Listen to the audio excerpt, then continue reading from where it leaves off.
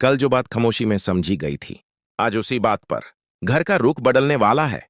सवाल यह है, क्या चौथी बहू का सब्र बड़े घर की सोच को हिला देगा? कल के तनाव के बाद आज का एपिसोड एक और ज्यादा भारी सुबह के साथ आगे बढ़ता है। बड़े घर में सब लोग मौजूद हैं, लेकिन आवाज से ज्यादा आज रवाइये बोल रहे हैं।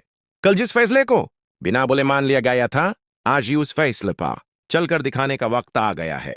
चौथी बहू अपने कामों में लगी हुई है, ना शिकायत न कोई सवाल, लेकिन आज उसकी खामोशी सिर्फ सहने की नहीं, एक पक्के इरादे की निशानी है। काल जिस तरह उसकी बात घर के फैसलों का हिस्सा बनी, आज उसका असर घर के हर कोने में महसूस होता है। एपिसोड 122 धीरे धीरे यह दिखाता है कि बड़े घर के कुछ लोग अब भी पुरानी सोच को छोड़ने के लिए तैयार नहीं। उनके चेहरों पर उलझन है, क्योंकि सच को अब नजरअंदाज करना आसान नहीं रहा। कुछ लोग चौथी बहू को नए नजर से देख रहे हैं, तो कुछ अब भी अंदर ही अंदर अपनी जिद से लड़ रहे हैं। इस एपिसोड का सबसे गहरा पल तब आता है जब घर का एक अहम फैसला सबके सामने रखा जाता है।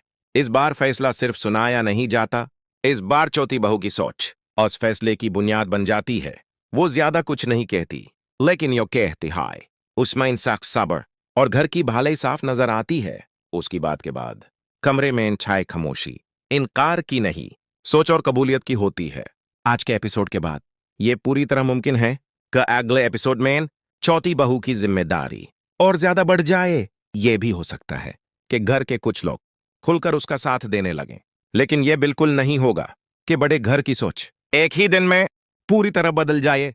और यह भी तय है कि इतना दबाव होने के बाद भी चौथी बहू अपना सब्र नहीं खोएगी।